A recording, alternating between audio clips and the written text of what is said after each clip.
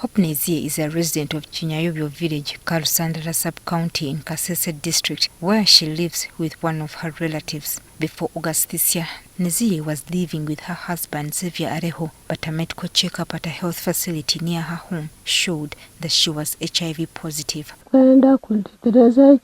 They tested me and found that I was HIV positive.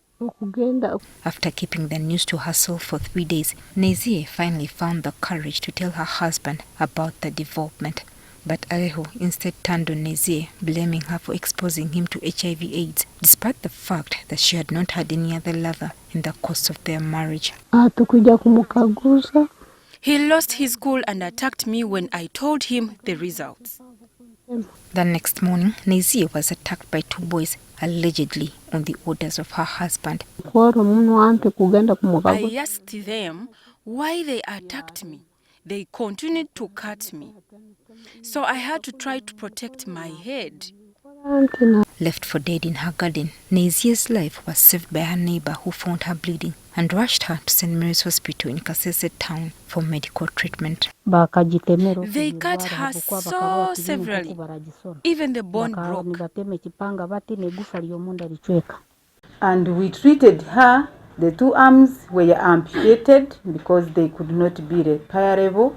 I'll look for her personally and I counsel her, I talk to her, and given maybe like train her how she can cope up with the small things she can feed herself before we look for artificial limbs.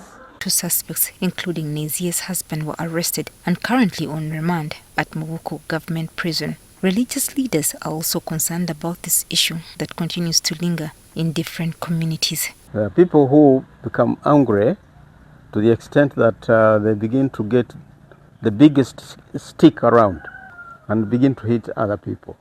Anger was not intended for that purpose. But of critical importance is ensuring that victims of domestic violence get justice from the arm of the law. Justice is justice, but it must follow the what? The law. The public has a tendency of, you report the case, you go back to bed and sleep.